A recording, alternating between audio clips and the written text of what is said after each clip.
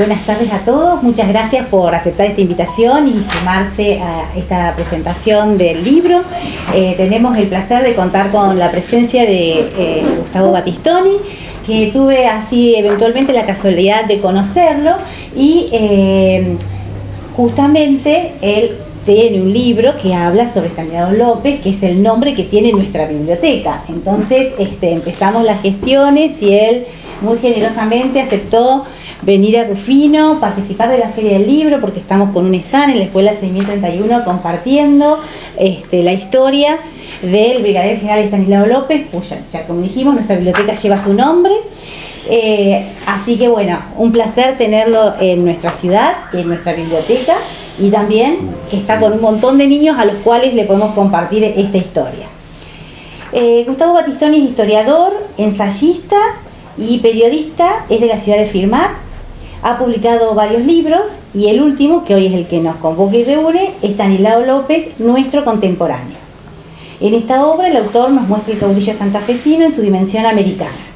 Un gobernante que veló como poco por los intereses de Santa Fe, pero encuadrado en un proyecto republicano y federal, tal como señala Genial Ediciones en su editorial. Bueno, le damos la bienvenida a Gustavo para que nos cuente a través de su investigación y podamos conocer un poquito más de este caudillo santafesino. Muchas gracias y lo dejamos con él.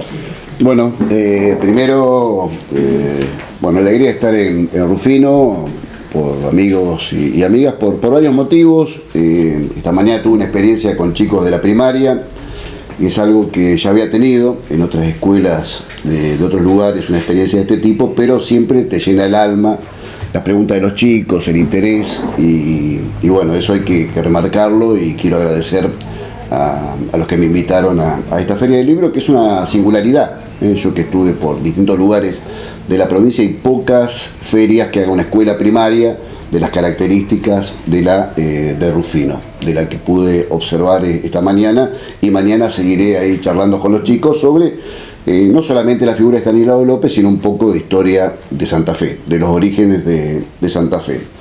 Después este libro tiene algo que ver con Rufino, porque fue un periodista, un amigo que ya falleció, Juan Emilio Basso, por ahí alguien lo puede conocer, que falleció muy joven en Rosario, que en el 2019 lo encontré en la ciudad de Rosario, en el centro, y me dijo: vos que tenés varios libros de historia, de economía, tengo mi libro anterior es sobre la cuestión agraria en la República Argentina, me dice: ¿cuánto sabes realmente de Estanislao López?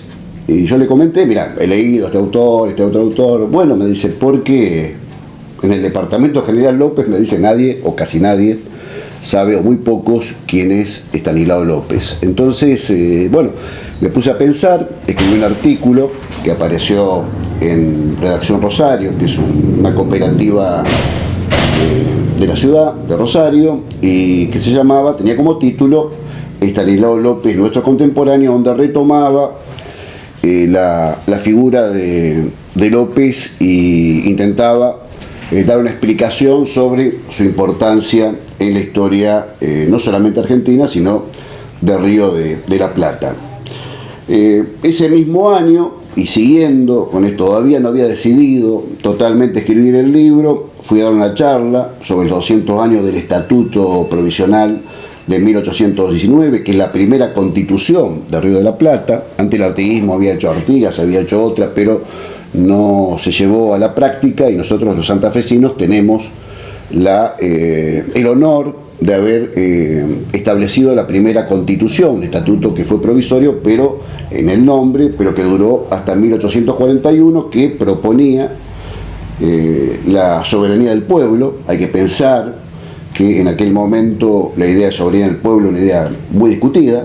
Hay que pensar en San Martín, en Belgrano, en Güemes, que eran monárquicos, que proponía la división de poderes, en un poder legislativo, en un poder ejecutivo fuerte, pero poder ejecutivo que dividía su poder con un poder legislativo, y también un poder judicial que al principio empezó muy imperfectamente, pero después se fue consolidando. Este estatuto, además, en su artículo 2, decía que todo americano es santafesino. todo hoy en día que hablamos del Mercosur, que muchos hablan de la patria grande, hay que pensar que los santafesinos, ya en nuestra norma jurídica, que tiene más de 200 años, decíamos que nuestra pertenencia no era a la Argentina en particular, sino a América. Hablábamos de americanos y su artículo 13, ese estatuto, decía también que los funcionarios debían jurar por la libertad de América. Estamos hablando de 1819. O sea, hoy, la otra vez hablando con un legislador que estaban discutiendo las modificaciones en la Constitución de Santa Fe, le dije, bueno, ustedes van a tener que tener en cuenta para las reformas posteriores el espíritu americanista de la primera Constitución del Río de la Plata, que fue la Constitución santafesina de 1819. Bueno, fui a dar la charla a Villa Constitución, a los mejores profesorados de historia de la provincia, y me llevé la sorpresa de que el secretario académico me dijo que no había una historia de Santa Fe en todo el profesorado. Estudiaban en Europa, estudiaban en Asia, estudiaban la historia de Estados Unidos, pero no tenían un profesorado, uno de los más importantes de la provincia, una materia que hablara de Estanislao López y de la historia de Santa Fe del Río de la Plata, que no solamente es Estanislao López, sino también Pancho Ramírez, Artigas, Bustos en Córdoba, etcétera, etcétera. Es decir, en el profesorado más importante no había una materia que hable de la historia del litoral, es decir, de nuestra historia. Ellos tenían, me comentaba este secretario académico, una historia regional que, ustedes imaginan, en Villa Constitución todos toman el Villazo, o sea, el levantamiento obrero de 1975. Pero en el profesorado no se estudiaba historia del litoral y mucho menos se sabía de Artigas, y el que quería saber de Artigas, una figura también imprescindible para comprender la historia del litoral, porque cuando uno va a Uruguay ve Plaza Artigas, Monumento Artigas, bueno, todo Leo Artigas como un prócer uruguayo, pero la acción de Artigas sobre el litoral, incluso hubo caudillos cordobeses como Bulnes, que fueron artiguistas, o Borges en Santiago del Estero, que hacen que la figura de Artigas sea esencial para entender la autonomía de Santa Fe. Sin Artigas en 1815 no hubiera existido una autonomía de Santa Fe. Y sin embargo, Artigas no es una figura que tengamos en plazas, en calles, y sí tenemos de otros personajes como Pueyrredón, Rondó, Viamonte, para no hablar de Rosario, donde una de las calles más importantes se llama Balcarce, que la quemó 2 veces. Quemó 2 veces la villa de Rosario Balcarce, y sin embargo tiene las calles más importantes. Yo tenía mis dudas, entonces mandé a un amigo a investigar la ordenanza de 1907 y dice Balcarce, porque podía ser también Antonio Balcarce, que fue director supremo, pero yo tengo la sospecha, tomándose la historia de Mitre y la historia de Vicente Fidel López como base para ponerle nombre a todas las calles de la República Argentina, que nada menos que Juan Ramón Balcarce, que incendió 2 veces la ciudad de Rosario, la villa de Rosario, tiene una de las calles más importantes. Y López, que salvó 2 veces a Rosario de ser devastada, tiene una calle periférica. Y tiene un monumento también periférico que me contaba la otra vez el doctor Iván Cuyen, que es un descendiente por vía materna de Estanislao López, porque él llamó a Hermes Wiener y le dijo: ¿qué pasa que no hay una estatua de Estanislao López en la ciudad de Rosario? ¿Qué pasa? ¿Por qué la ciudad de Rosario no recuerda a Estanislao López? Y bueno, me dijo desde Iván que lo tuvo que pagar él al monumento. O sea, hay una desafección en el sur del Carcaranía para abajo sobre la figura de Estanislao López, lo cual le lleva a uno a preguntarse sobre cómo nos han enseñado la historia. Yo, por ejemplo, que pasé por la primaria, la secundaria y la universidad, estudié ciencia política, tuve 3 historias, y si no era por mi vocación autodidacta de seguir investigando, no hubiera profundizado sobre la figura de Estanislao López.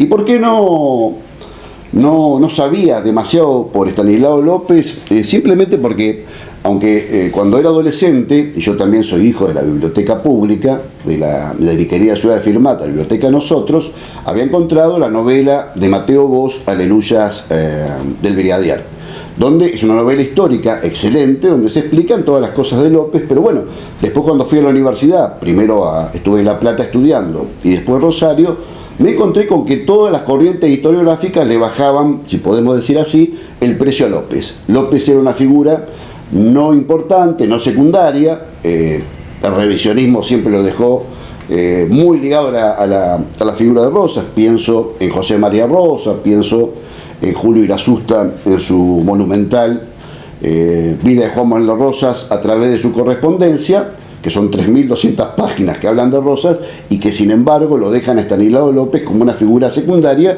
y en el caso de Irazusta dice que era el caudillo autonomista por antonomasia, es decir, que López no había tenido mucha relevancia dentro de la escena política de Río de la Plata, lo que es una absoluta mentira, como después voy a ir desarrollando. También la historiografía académica, muy valiosa. Pienso en Revolución y Guerra de Alperín Dongue, un texto que es importante, pero también no le cierra la figura de López, porque la tesis central de este libro de Alperín tan importante es que todos los caudillos eran o hijos de la élite o eran poseedores de tierra. En el caso de Estanislao López no le cierra la teoría, porque Estanislao López era hijo natural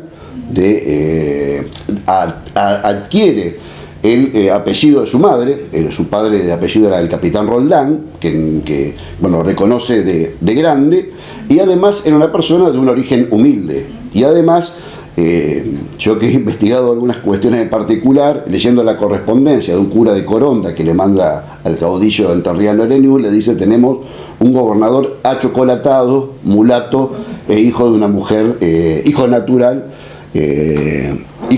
Entonces, en este esquema uno puede ver cómo miraba la élite eclesiástica de poder de esa época una figura como López, que no le cierra, insisto, a la historia académica. Estuve leyendo también un libro de una historiadora muy importante, Marcela Ternavasio de Rosario, que analiza el periodo y también no le da demasiada importancia a la figura de López.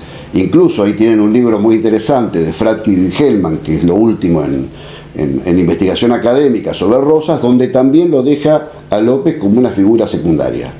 Esta es una gran mentira, y yo me fui aproximando con estas lecturas antes de escribir mi libro e iniciar mi investigación. Estuve todo el 2020 aprovechando la pandemia, en vez de deprimirme me puse a estudiar la figura de López. Me fui encontrando con un personaje realmente muy importante y fascinante, que, como digo en el libro, está visto como una figura secundaria a partir de esa visión primigenia que tiene Bartolomé Mitre en su historia de Belgrano en particular, pero también hay algunas observaciones en la historia de San Martín, y Vicente Fidel López, que fueron los dos historiadores más importantes que tuvo el siglo XIX argentino. Tanto es así, y tiene que ver no solamente con López, sino con los caudillos, que los que estudian historia o les gusta la historia sabrán que hubo una polémica entre Mitre y Vicente Fidel López sobre los métodos historiográficos en 1881, donde se dijeron de todo, absolutamente de todo, pero hay una carta de Mitre de ese año, de 1881, donde le dice Mitre a Vicente Fidel López que, a pesar de nuestras diferencias, hemos tirado al basurero de la historia, más o menos dice esto, a Artigas y a los caudillos. Es decir, son los grandes desaparecidos de la historiografía académica, liberal y revisionista también, insisto, porque siempre se ha centrado en las figuras ligadas a la provincia de Buenos Aires. Y un caudillo como López, tan importante para entender la historia constitucional de la Argentina, casi es visto como un caudillo secundario y no importante, lo cual es una absoluta falacia. Pero claro, porque tenemos que pelear los que vivimos en Santa Fe contra todo vamos a llamar, no es el establishment, digamos, son los usos y costumbres de la difusión, investigación histórica en no solamente la provincia de Santa Fe, sino en la República Argentina y en general. Y como les decía antes, López es una figura sin la cual no se puede entender la historia de la primera mitad del siglo XIX. O sea, es tan importante que sacar a López, como ha hecho gran parte de la historiografía, o dejarlo como un caudillo secundario, es evidentemente un error, porque, y reitero, San Martín, Belgrano y Güemes eran monárquicos. López, Ramírez, Artigas eran federalistas y republicanos. O sea, supieron adaptar lo más moderno de su época y lo que hizo la grandeza de Estados Unidos, que fue la tradición republicana, y aplicarla a nuestra historia particular, ensamblándola con los cabildos, con lo mejor del periodo hispano. O sea, esa es una innovación teórica que yo, estudiando ciencia política, la politología no da, no profundiza sobre un tema tan importante que nuestros chicos tendrían que comprender, sobre todo el litoral. O sea, la importancia que han tenido los caudillos como promotores de las libertades. Tanto es así que en el mandato que da Artigas a la Asamblea del año 13, el segundo punto es defender la libertad civil y religiosa. Estamos hablando de 1813. Y no solamente era declarar la independencia, que estaba en el mandato que daba, en las instrucciones que dio Artigas a la Asamblea del 13, sino la defensa de las libertades políticas y religiosas. 1813, de la mano de un caudillo. ¿Por qué? Porque todos nosotros tenemos la visión sarmientina del caudillo, que, bueno, no quiero meterme en la obra de Sarmiento porque es tan vasta y tan compleja, pero indudablemente las nociones, civilización y barbarie, no solamente le castigaron a la figura de Facundo Quiroga, sino también López fue de alguna forma etiquetado bajo esta noción sarmientina. Tanto es así que en el año 1881, cuando vino Sarmiento al velorio de Simón de Iriondo, La Saga, que fue el segundo historiador de López, pero el primero de Santa Fe, le preguntó qué pensaba de López y Sarmiento le dijo era un gaucho bruto. Un gaucho bruto. Lo cual es evidentemente es desconocer la figura de López, que, insisto, para mí también, y esto quiero recordar a una idea de ese gran cantante que es Abonicio, era un extraño conocido, digamos, lo conocía más o menos, pero no lo conocía en profundidad, y esta investigación que hice me dio una serie de cosas nuevas. Por ejemplo, esta biblioteca se llama Estanislao López. Me imagino que a muchos les llamará la atención que una biblioteca pública tenga el nombre de un caudillo, digamos, un caudillo que tanta historia negativa tiene, a pesar de que, bueno, también quiero remarcar que nadie hizo una apología más grande del caudillo que Sarmiento de Urquiza en su libro Argirópolis. En Sarmiento era tan, cuando le convenía algo así, bueno, Urquiza es el libertador, decía, de Sudamérica en este libro. Pero ¿cuál es la importancia por ahí de López para nosotros, para una biblioteca, para la educación? Simplemente que después del Pacto Federal de 1831, donde se pacificó bastante la Argentina, López empezó a gobernar en tareas administrativas, pero básicamente pensando en la educación.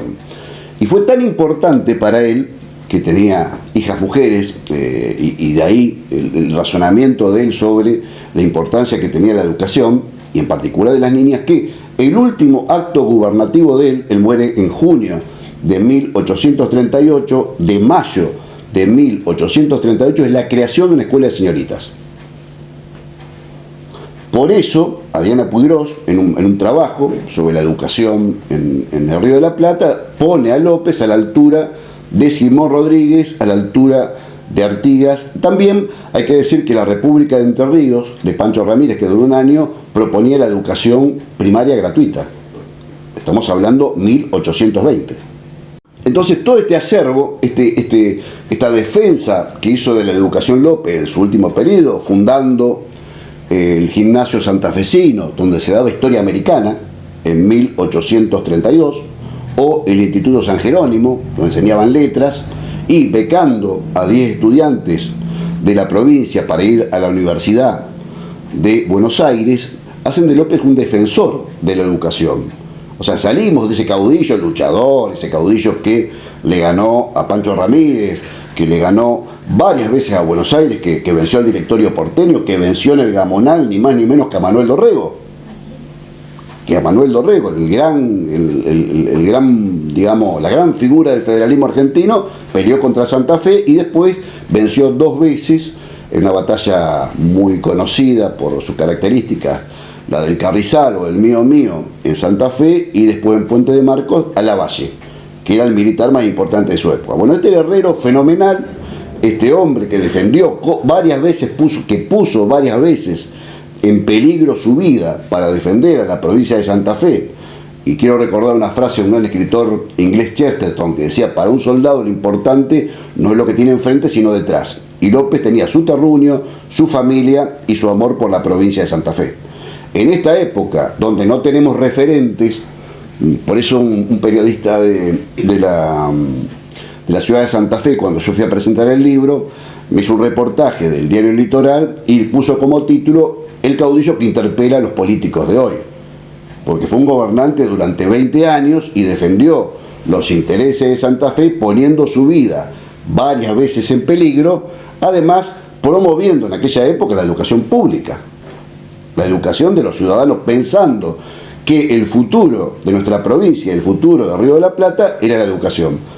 De ahí la importancia que tiene Estanislao López, más allá de que se lo estudie en Derecho Constitucional, por el Tratado del Pilar, por el Tratado de Venegas, por el Tratado del Cuadrilátero y en particular por el Pacto Federal, que es el tratado más importante que tiene la República Argentina antes de la Constitución de 1853. Y tan importante es la figura de López, que yo siempre digo que, como el mío Cid, que ganó batallas después de muerto, que cuando Urquiza da su discurso en 1853 en la Constituyente, dice que aquellas provincias que firmaron el Pacto Federal de 1831 ya pueden descansar.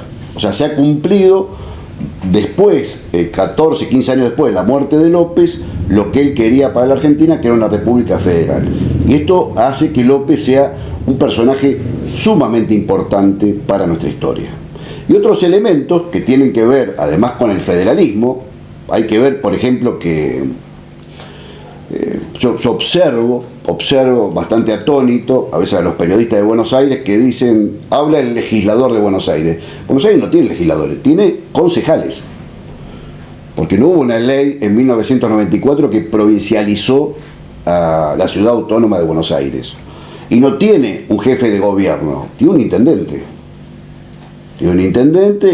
Y no tiene una constitución, tiene una carta orgánica. Pero bueno, está todo tan dado vuelta en nuestro querido país, y está la ausencia de federalismo, hasta el federalismo informativo y semántico, que nos quieren demostrar que un concejal de la ciudad de Buenos Aires vale más en cuanto a su opinión, los grandes medios de Buenos Aires, que un gobernador o que un diputado o un senador nacional. Bueno, esto demuestra una deformación de lo que es el federalismo. Más para Santa Fe exporta el 23% de las exportaciones argentinas. Buenos Aires el 0.3%. O sea, 75 veces más, y no podemos todavía construir la Ruta 33. Sale toda la riqueza del país, está la zona más rica. O sea, la única explicación es la falta de federalismo y cómo hemos sido relegados a aquellos del interior, tanto es así que el 85% de los subsidios al transporte quedan en AMBA y el otro 15% se distribuye en el resto del país. Bueno, y otras tantas cosas, y insisto, el tema comunicativo, cómo nos cuentan la historia, los intereses, pero bueno, nosotros más que quejarnos, que está bien quejarse y decir los porteños esto, los porteños lo otro, tenemos que empezar a recuperar nuestra historia, que es la historia del litoral, esa historia que tiene una bandera color encarnado, una bandera azul o celeste, bueno, depende el periodo, y blanca, que es la bandera del federalismo, con una historia que es la historia del litoral, donde el poder central estaba en el litoral y no en el directorio, en el triunvirato de la capital, la ex capital del virreinato, porque Artigas, López, Ramírez fueron la expresión democrática de la Revolución de Mayo. Esto hay que remarcarlo. Cuando estudiamos la Revolución de Mayo, tiene dos vertientes, una más bien aristocrática y mirando a Europa, buscando algún monarca para darle poder en esta zona, y otra vertiente democrática, republicana, que está encarnada en los caudillos. Más allá de sus diferencias, conflictos, luchas, que después, si quieren, podemos ir charlando, pero es importante tener en cuenta esta idea. Artigas, Bustos, Pedro Ferré, con sus características en Corrientes, fueron la expresión republicana y democrática. Ante las dudas que tenían, porque hay que pensar también que la única república exitosa por aquel tiempo fueron los Estados Unidos. O sea, todas las demás experiencias después de la Revolución Francesa fueron experiencias más bien monárquicas. Entonces había duda en ciertos sectores de la élite de si podíamos tener un futuro democrático y republicano en estas pampas. Bueno, nuestros caudillos sí tuvieron esa convicción y la llevaron a la práctica. Y la establecieron en constituciones, en normas y en pactos que claramente establecen estas características de defensa de la soberanía del pueblo, es decir, que todos somos iguales ante la ley, y además la defensa del federalismo, el equilibrio entre las provincias. Cuando no solamente estaba el poder español, sino el imperio portugués. Que eso a veces, cuando uno habla, parece tan lejano. El imperio de Portugal, que en 1823 se transforma en el imperio del Brasil, pero fue muy importante, tanto así que Artigas fue derrotado en Tacuarembó por el imperio de Portugal, cuya base de tropas eran soldados que habían peleado en las guerras napoleónicas. El general Lecor, que era quien ocupó la banda oriental, había estado peleando contra Napoleón en Europa, y de los 12.000 soldados que habían invadido la banda oriental, 4.000 habían peleado en Europa contra Napoleón, como decía antes. Esto lo quiero decir para pensar otra cuestión de la valentía de López y de nuestros caudillos, porque Santa Fe en su totalidad tenía 10.000 habitantes. El imperio de Portugal tenía 5 millones. Para que más o menos tomemos conciencia de qué estaba en juego en ese momento. Tanto es así que Artigas, que era un caudillo que tenía mucha influencia sobre los indígenas, con Andresito, las misiones, fue destrozado, pulverizado por el imperio portugués. Y bueno, López tuvo que hacer, y Ramírez, una serie de concesiones en Buenos Aires en el Tratado de Pilar de 1820, lo cual ha llevado a disputas historiográficas sobre si López y Ramírez traicionaron a Artigas o hicieron lo correcto en aquella coyuntura.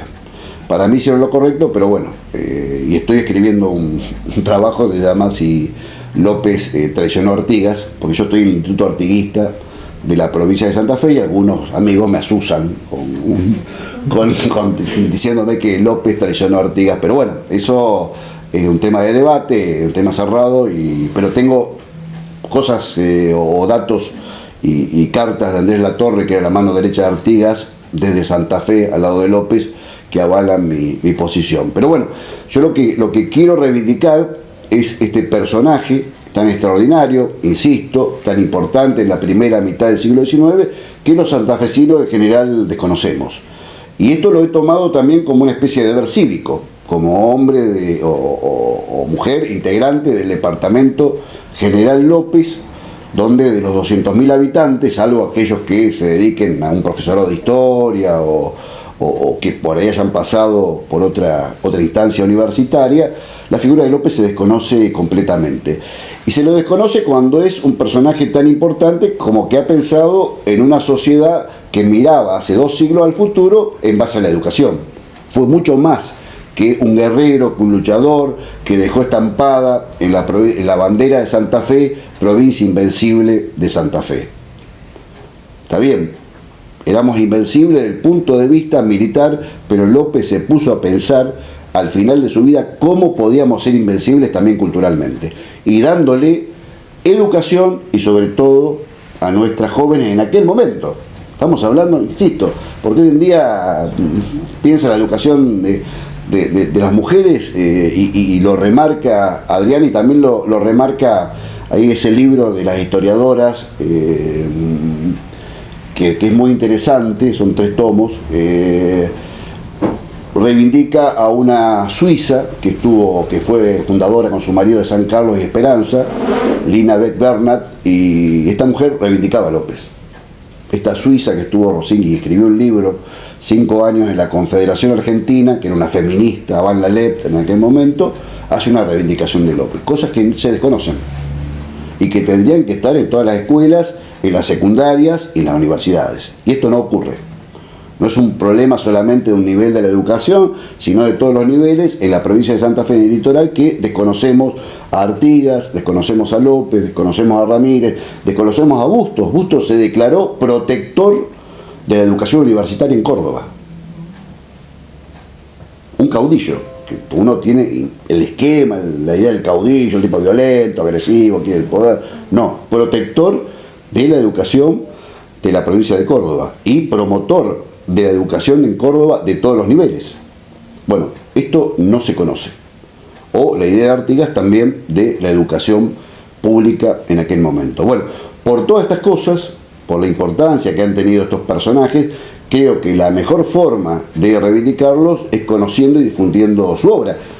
No hice una hagiografía, una vida de santos, porque López no lo fue, ni nadie tiene la característica de santidad en este querido planeta, pero hay que reivindicar a esta figura del olvido histórico y sobre todo el olvido a lo que, al que lo hemos sometido muchas veces los santafesinos.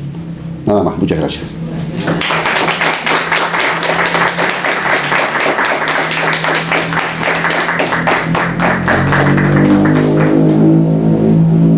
Bueno, ¿alguna opinión o pregunta? Si puedo contestar. Buenas tardes, Alejandro Albornoz de Radio Rufino. Hola. Bueno, un poco también como amante de la historia y sobre todo lo que hablaba usted de Bustos en los últimos tiempos también en Córdoba ha surgido no revisionista, pero alguien estudioso como es Esteban Dómina, que de vez en cuando lo sé compartir con la gente. ¿Ustedes consideran de que toda esta situación de olvido, no solamente para López, hasta la denostación de Artigas, el olvido también de Bustos, usted nombraba a algunos historiadores que, como Mitre, como Vicente Fidel López, consideran que han escrito o han, no tergiversado, pero sí puesto una parte de la historia o una versión de la historia que ha sido más portuaria que federalista? Y es evidente, mirá, Felipe Piña sacó un libro ahora sobre las calles de Buenos Aires y si uno lo revisa no vas a encontrar ninguna calle que se llame Estanislao López. En Buenos Aires hay calle para todo, desde el más grande al más miserable de los personajes de la historia americana, y sin embargo Estanislao López no tiene una calle. Sí tiene el hermano de López, Juan Pablo López, porque peleó contra Rosas, pero fíjate vos, López no lo quería en el poder, tanto es así que antes de morir Galisteo, que era la mano derecha de López, le dice de Estanislao López, le dice, ¿y tu hermano puede? No, dice, ese no lo quiero, cerca del poder, es el más atolondrado. O sea, fíjate que estaba la idea de no al nepotismo. Sin embargo, no tiene una calle en la ciudad de Buenos Aires. ¿Por qué? Porque López siempre le hizo morder a Buenos Aires el polvo de la derrota. Y la vieja historiografía y la oligarquía porteña no olvida eso. Y hoy en día también se da eso. Pero el olvido es más grande en Santa Fe, porque Córdoba, yo estuve dando una charla en Alejo Ledesma sobre Bustos y Estanislao López. En todas las comunas y municipios ahí está la figura de Bustos. Y en Buenos Aires han puesto un monumento a Bustos mirando a Córdoba. Sin embargo, los santafesinos, sobre todo los del sur, a partir de la visión historiográfica de un gran historiador, pero que en el tema de López se equivoca, es Juan Álvarez. Incluso ustedes, no sé si saben que el Museo Histórico de Rosario se llama Michelevich, Vladimiro Michelevich. Ustedes van al Museo Histórico de Rosario, Michelevich tiene un folleto infamante contra López donde dice que es un ladrón de ganado, lo define él. No solamente el problema está en Buenos Aires, también dentro de determinados sectores de la provincia de Santa Fe, López ha quedado también muy ligado a la historia de la ciudad de Santa Fe, porque en la disputa histórica entre Rosario, que existe, o el sur, la Liga del Sur, y la ciudad de Santa Fe, muchas veces se denostó a Estanislao López dejándolo pegado, vamos a llamar así entre comillas, a los que vinieron después de López, que muchas veces hicieron cuestiones muy centralistas, muy burocráticas, en contra del sur de la provincia. Pero yo creo que la figura de López tiene una dimensión tan grande que debe ser destruida esa imagen que muchos historiadores rosarinos, insisto, Juan Álvarez, por ejemplo, lo critica porque no respetaba algunas libertades públicas. Yo quiero, si tendría Juan Álvarez, le preguntaría, en medio de una guerra civil, donde te están invadiendo todos los días, ¿qué va a hacer? ¿Va a dejar entrar a cualquiera? ¿No vas a enfrentar a determinados intereses? Bueno, entonces, esta visión histórica, que es también la visión académica, como te decía, de Alperindón, y es la visión también de ciertos revisionistas que estuvieron en Santa Fe, como José María Rosa, y después fundó el Instituto Juan Manuel de Rosa de Buenos Aires, que dejan a López como una figura secundaria. Yo creo que lo que pasa es también que López le hizo pata ancha a Rosa. Le hizo pata ancha, pero a partir del año 31, el Pacto Federal de 1831 hablaba de hacer un llamado a una constituyente, llamar a establecer una constitución, y Rosas, en una carta, que es la carta a la Hacienda de Figueroa, a Quiroga, le dice que no quiere la constitución. Entonces ahí empiezan las disputas entre López y Rosas. ¿Por qué? Porque Rosas no quería distribuir la aduana y el puerto de Buenos Aires entre todos los argentinos. Entonces, todos los porteños, ¿no? Exactamente, bueno, entonces empiezan las disensiones, sobre todo a partir de Leiva y dos ministros que tenía Domingo Cullen, que Rosas termina fusilándolo a Domingo Cullen, contra Rosas. Porque Rosas tenía una visión confederal, o sea, él quería defender los intereses de Buenos Aires. López quería una unidad donde el puerto, la aduana de Buenos Aires perteneciera, como debe pertenecer, a todos los argentinos. Y estaba establecido no solamente en el Pacto Federal de 1831, llamando a una comisión representativa, sino también en el Tratado de Cuadrilátero, que se cumplen ahora 200 años, de 1822. También está establecido claramente el sentido federal que López no quiso, que Rosas no quiso darle, y de ahí yo creo que de última habían terminado en un conflicto muy abierto López y Rosas, más allá del acuerdo que tuvieron en algún momento para pelear contra José María Paz, la Liga Unitaria y los unitarios de ese momento como Lavalle, etcétera, etcétera.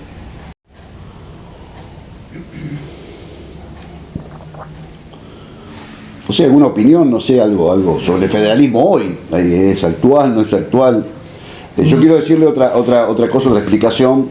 Cuando fui a Santa Fe a presentarlo, el presidente de las Juntas Históricas, Alejandro Damianovich, que es la que preserva, me dice por qué había puesto la bandera federal y no la bandera de Santa Fe. Y yo creo que la bandera de esta bandera, que es la bandera que Artigas levantó en Montevideo en 1815, es más englobante, y que hoy en día es la bandera de Entre Ríos, aunque modificada por algunos colores, por los colores, nos representa mejor. La bandera de Santa Fe tiene aristas polémicas que, bueno, hay que discutir, pero me parece... La lanza y la flecha, pero ese es un error histórico de algunos que lo castigan a López por la bandera de Santa Fe, porque ya el escudo de Mariano Vera de 1816 y el sello de Mariano Vera tenían las flechas hacia arriba, hacia abajo, y la lanza hacia arriba. ¿Por qué? Porque era el espíritu de la época. Era el espíritu de la época.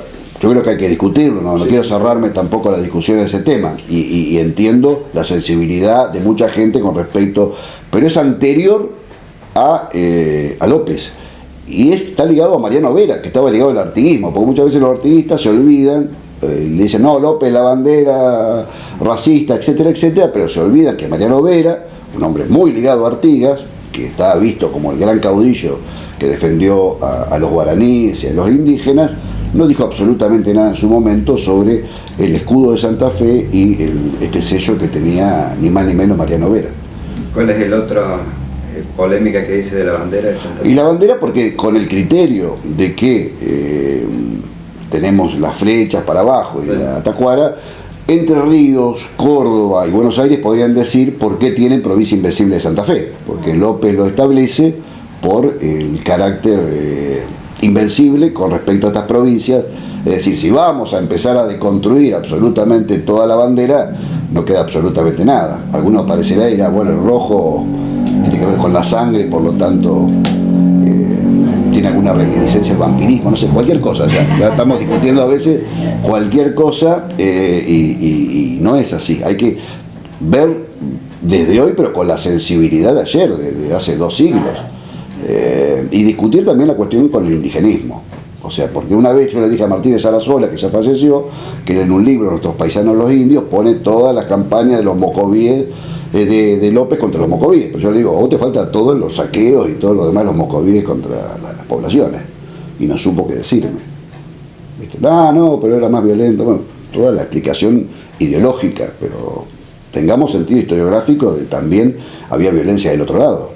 Y eso, por ejemplo, lo dice Lina Beck-Berna, que estaban peleados los avipones, los mocovíes cuando llegó, era una guerra permanente entre ellos. O sea, tenemos una visión idealizada a veces del indigenismo y de los indígenas y teniendo, por supuesto, que darle todos los derechos que tienen que tener y las reparaciones del caso, que son necesarias, eso no lo discuto, pero también ver en la época cómo funcionaba todo esto. ¿Cómo considera que, o mejor dicho, cuál es en su estudio, cómo consideraba a la parte económica y productiva López de lo que en ese momento era Santa Fe? Bueno, él primero... Más allá de la pretensión siempre de aduanera y la libertad de puerto. Bueno, en los papeles de López, que uno puede ver en materia económica, de cierto desarrollo de la ganadería, la agricultura y el comercio. Tenía esos 3 pilares que podemos ver. En la última etapa, a partir de cierta cercanía contra Rosas, se acerca a Pedro Ferré, que era un caudillo proteccionista de Corrientes, entonces puede haber una idea de defensa de las industrias locales. Pero bueno, esa era la dinámica que podemos... Y después, bueno, la reparación de las famosas 25.000 cabezas de ganado, que a veces se lo critica a López como que fue un soborno de la provincia de Buenos Aires para que no haga más la guerra, pero que en el fondo, y esto lo dice muy bien Tomás Diriarte, que era un militar que tiene una memoria fantástica. Yo recomiendo la lectura de la memoria de Iriarte, sobre todo el primer tomo que se llama La Independencia y la Anarquía, o las memorias también de José María Paz, que son sensacionales desde el punto de vista no solamente histórico, sino literario y militar. E Iriarte dice: jamás la provincia de Buenos Aires sufrió una afrenta tan grande como la que hizo López pidiéndole una reparación de guerra, porque el directorio y después, bueno, la provincia de Buenos Aires con Dorrego, ni más ni menos, y Soler, otro general, hicieron una devastación terrible. Entonces se pidió una reparación de guerra y con eso se restableció la economía de Santa Fe. Y en lo que hace a la incipiente industrialización a nivel mundial, son discusiones. Más que no había llegado nada todavía. No, además la noción de imperialismo, y esto lo dice bien Lenin, el imperialismo empieza a partir de 1880, el capital monopólico. Había empréstitos, intereses, bueno. Pero López, por ejemplo, tiene a diferencia de Rosas, que quería pagar el empréstito con la Baring, y hay evidencia bastante fuerte, con las Islas Malvinas, López se opone a la ocupación en 1833 de Gran Bretaña y las Malvinas. Una carta de López y Cuyen quejándose, 2 cartas. Pero además hay algo importante que dice en esa carta, que esto se produce por la inorganización de nuestro país. Está diciendo a Rosas, esto es culpa de que nosotros nos estamos peleando y los poderosos tienen campo orégano para ocupar territorio y todo lo demás, porque nosotros estamos divididos. Es muy importante esa correspondencia de esas cartas, estas 2 cartas de Domingo Cuyen, que fue la mano derecha de López, quejándose por la invasión. Por eso también hablo de la contemporaneidad, porque el tema de Malvinas... porque hablamos mucho del 2 de abril, pero esta historia está en el fondo. Además, los santafesinos estamos muy ligados, porque fueron Ibarra, Santiago del Estero y López, pero más evidentemente López y Cuyen los que se quejaron de la ocupación. Hoy le dejé el libro en la escuela, estaban los soldados de Malvinas y desconocían este hecho. Entonces, bueno, tenemos que empezar a hacer conocer estas cosas tan importantes que hizo un representante que gobernó 20 años la provincia, con sus luces y sombras. Pero yo creo que en el balance el gobierno fue muy positivo por estas cosas que estoy diciendo.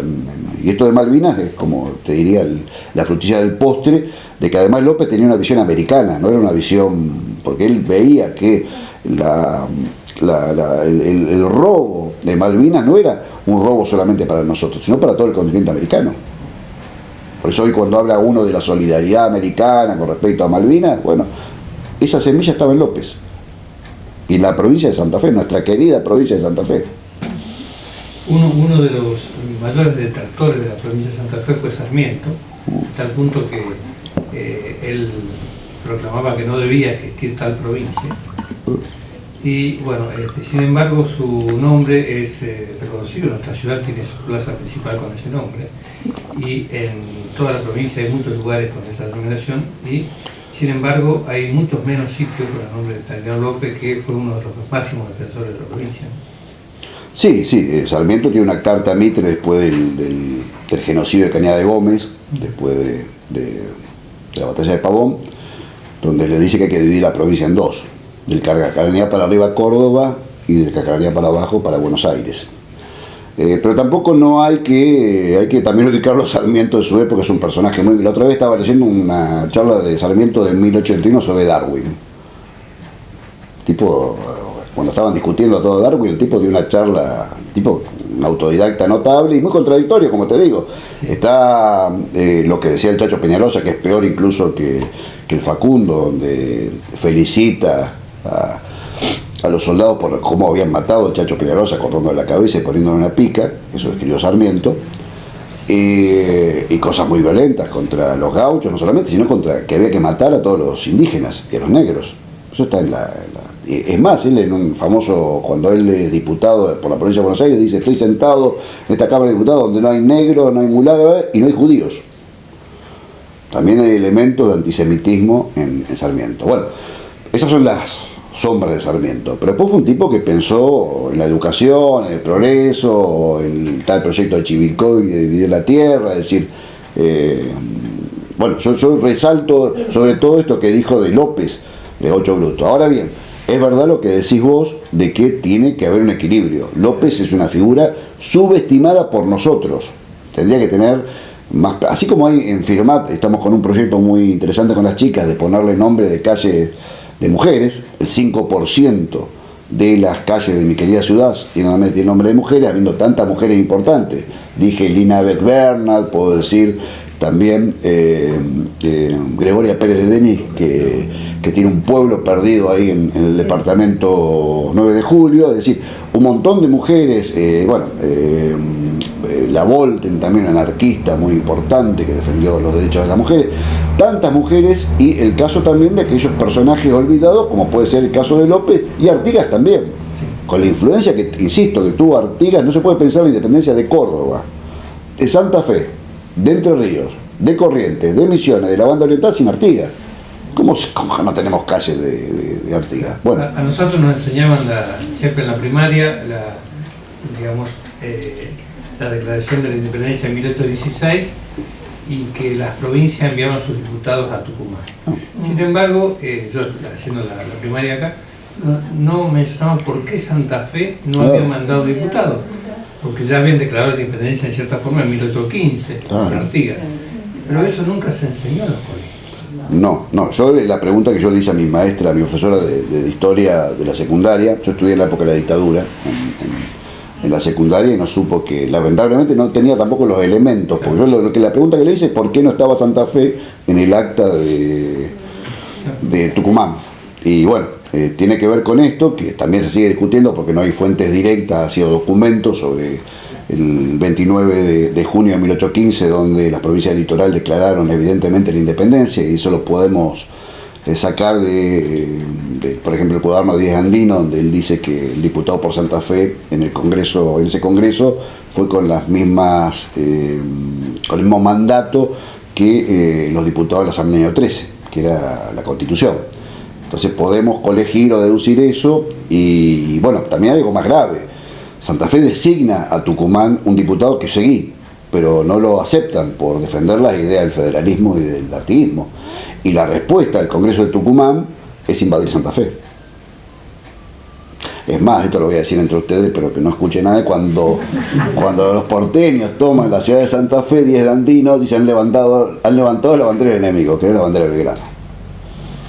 Eso está en un documento histórico. Bueno, porque quiero explicar las disensiones de esto, no quiero quitarle la grandeza a Belgrano, de San Martín y todo lo demás, pero la historia tiene un montón de matices que tenemos que profundizar y discutir, porque estos grandes hombres... Pero hay que ver también el contexto y la época. No, yo lo digo, pero... Porque si hacemos un revisionismo, la Revolución de Mayo no fue revolución. No, Primero que no fue revolución. No, pero yo no, lo que te quiero decir es lo siguiente, que en el documento por excelencia para estudiar la historia de ese periodo, que son las memorias de Díaz Andino, dice claramente que Viamonte levantó la bandera del enemigo. O sea, te quiero decir que eso tendríamos que saberlo, porque nos daría otro matiz para pensar la historia, o saber el papel que ocupó Belgrano en la última etapa de represión con el ejército del norte, a pesar que se enfermó, no llegó a Arequito, al levantamiento de Arequito, pero Belgrano tiene una concepción muy monárquica, en la última etapa, no, hay que matizar, muy ligada a lo que era el directorio de Buenos Aires, y fusiló al caudillo Borges, artiguista de Santiago del Estero. Cosas, porque hay que analizarlo, y con esto no quiero bajarle el precio a Belgrano, por favor. Digo, Belgrano fue un ciudadano, el patriota por antonomasia de alguna forma, por todo lo que dejó, pero hay que ubicarlo también en su contexto, cosa que no hizo San Martín, porque cuando el directorio lo llamó a San Martín para reprimir las provincias del litoral, San Martín se opuso y siguió con la campaña libertadora, campaña que López apoyó, tanto es así que le mandó una carta le enviado a San Martín diciéndole que si él tenía recursos le mandaba 300 soldados a caballo para luchar por la independencia de América. O sea, esa es la relación entre López y San Martín. Con esto quiero mostrar también las contradicciones y las grandezas de la historia, y la grandeza también de la historia del litoral. Me parece a mí que no, insisto, yo no estoy hablando como el médico, yo soy el enfermo de la cama del lado, que en un momento, después de muchos años de lectura, yo me sabía perfectamente qué había pasado en la Revolución Rusa, la Revolución Francesa, la historia norteamericana, la Guerra Civil, la Revolución Mexicana, pero casi nada de la historia que me rodea. Y realmente, en el año 2000, vino una chica de Alemania, que ahorita es profesora en Heidelberg, Alkechems, y me decía muy cómicamente, ella venía a la Argentina a estudiar literatura de América Latina, historia de América Latina, me dice, acá saben todo de historia de Alemania, historia de Francia, pero de historia argentina no sabe nada, porque estaba sorprendida. Yo era una gran admiradora de 100 años de soledad de García Márquez, pero sin embargo algunos sabían quién era García Márquez, pero en general las lecturas del buen latinoamericano y todo lo demás no existían en esta generación, no en la generación de la década de 70, que todos sabían quién era Cortázar, hoy en día también, pero tienen que ser gente de letras, o el mismo Vargas Llosa, Carlos Fuente, Donoso de Chile, es decir, escritores enormes que han renovado la literatura. Bueno, nuestros jóvenes no conocen eso, y por ahí abrevan en otras fuentes que, bueno, no, y ahí dejamos un acervo fenomenal, porque al no conocer nuestra historia, los chicos, uno habla hoy en día, me quiero ir, que esto, que lo otro, porque este país, le digo, vos conocés este tipo, este otro, lo que hizo, la lucha, no. Y bueno, ¿por qué? No aman lo que no conocen. Si nosotros no le enseñamos, y en esto es heroico lo que hacen muchos docentes y todo lo más, que intentan acercarle en el medio de una catarata de información negativa sobre nuestra historia, nuestra idiosincrasia, además idealizando a otros países que tienen unas historias realmente bastante truculentas.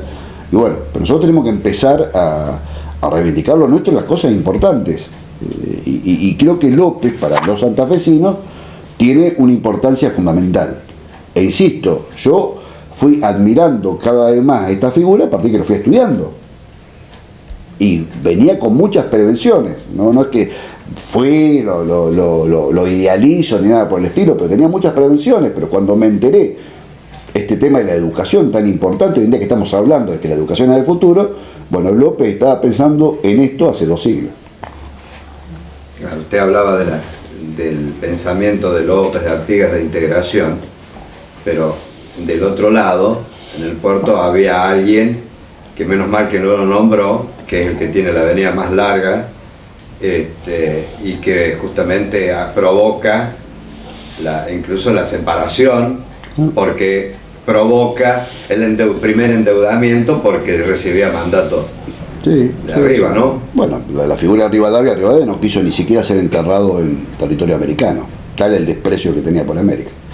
ni hablar por el interior. Y sin embargo, bueno, la plaza más importante de mi ciudad se llama Rivadavia.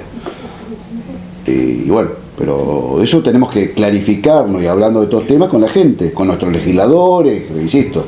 Tenemos que revertir los pocos nombres de mujeres que tienen nuestros lugares públicos. Las escuelas, las plazas, las avenidas, y también empezar a recuperar la historia del litoral.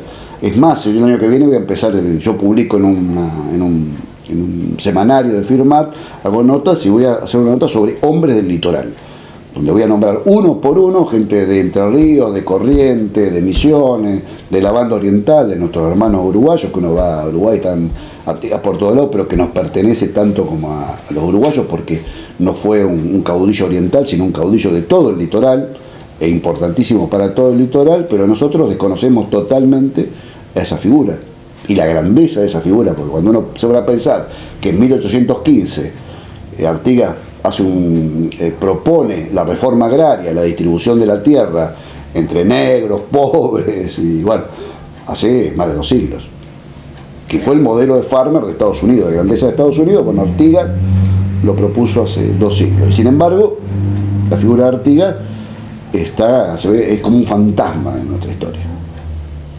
También tiene que ver, Y me yo parece, creo que para la reivindicarlo. enseñaban como algo malo, diríamos. Claro, La enseñaban como algo malo. claro. Claro, me parece que también a través de los planes de estudio tendrían que reivindicar, ¿no es cierto?, en todos los niveles, la figura que usted acaba de mencionar. Sí, sí, sí. Ha mejorado, yo ni los vi cuando hice la primaria, la secundaria.